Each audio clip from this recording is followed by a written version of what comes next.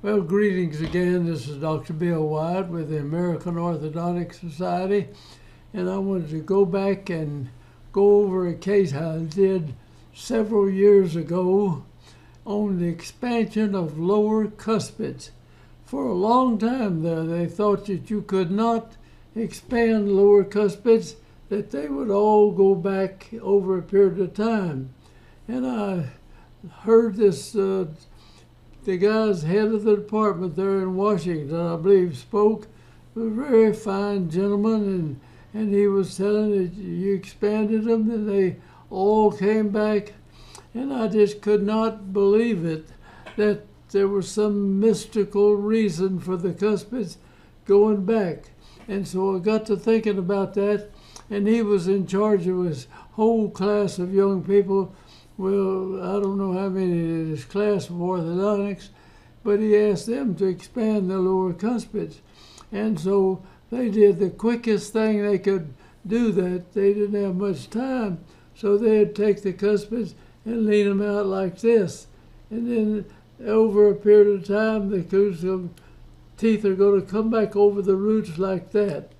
And so I figured that must have happened for him to recommend this, and that was taught all around over the country, and they took a lot of lower anterior teeth out because they didn't think you could expand those cuspids. So I looked for a crowded case that I found one, and I'm going to show that to you. And we went through and expanded these cuspids, and we did it not the way they did this. We took them and brought them back with the roots distal to the crown slightly. And now the tooth doesn't have any mystical thing there that makes it come back together again. And I followed this case for about 10 years, and it never crowded back up again. And I followed it another 10 years, and it still had not come back together. And I'm sure that this lady that we did this on, she'll take that to the grave. So let me go and go through this as fast as I can possibly do it and show you. This is the young lady. Now, and you can look at her, look at this. You don't think it's kind of class 1, and those teeth have to, if it's class 1 and you got a deep bite, there's no way. Let me see if I can draw. Yeah, this is a deep bite, and you're class 1. These teeth have to be extremely crowded. And so when you look in the mouth, they'll be that way. This is a good class 1 relationship back here. And these teeth have to be extremely crowded. Class 1 on the other side of the mouth. Up above, of course, that doesn't matter to them. But here is the lower anterior teeth, and these are cuspids over here. Now, to get these 4 teeth in here, they said it didn't matter whether you took teeth out, you took bicuspids out, and this was so crowded, we knew we had to eliminate something in here to keep this young lady from being protrusive and everything, so we extracted the cuspid teeth, but this is not what held those cuspids out there. Now we went through that, and we took out the bicuspids, and then we pushed the cuspid back. I'm going to go this real fast, and you can see this. We're putting one cuspid against the other one, and we're pushing them back. And I'm going to go real quick. You can come back and study this if you want to. Now, we got down to the last tooth coming through this gap. In other words, we've got all these teeth, and here the cuspid is, and here the cuspid is over on this side. Now, we open this up, we pull that through, and we bring some of the tissue through with it. Now, this was back in 1974 when we started this, or maybe it was before then when we started it. Anyway, we pull those teeth in line.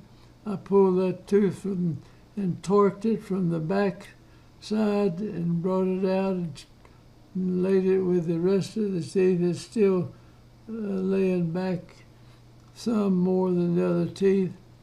Here we go in 1973. In 1976, we have expanded it and put it out, and we are watching it now. And we go to 1992, 71 to 92, and there the cuspids are, and here it is. Now the secret of it, we took the cuspids back and then we tilted them forward. But the root was back a little bit more than the crown, just a little bit. And there's no secret thing about this. You put a tooth like that, and it doesn't matter if you take two teeth and spread them apart like that, they'll tend to come back this way without sometimes not even having a space in between them. But here's this young lady with the teeth. She's a lot better looking now than she was. There's another view of her. It didn't change her profile. And there she was when we started. Now she is after we finish. And so I'm going to run down through this and kind of show this so you don't have to take much time to see that. Now, if you remember how crowded they were, we pull the cuspids back, close the space, so we're doing restorative dentistry here as well as watching these cuspids. Now there they are underneath the upper teeth.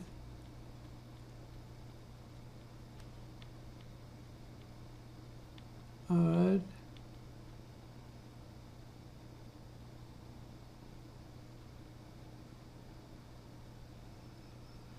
Okay, I'm going to go ahead to the end of this, and I thank you for watching.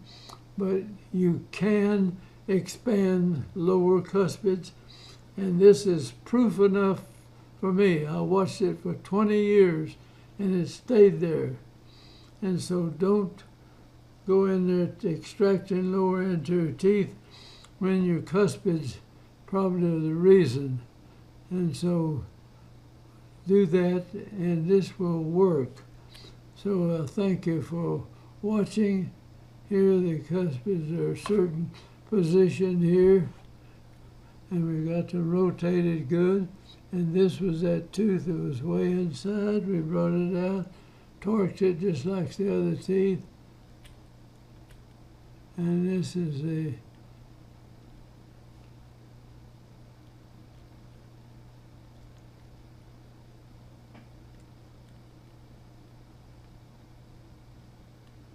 okay, thank you again for watching, and hope we'll see you again, and I'll say goodbye and close out for that.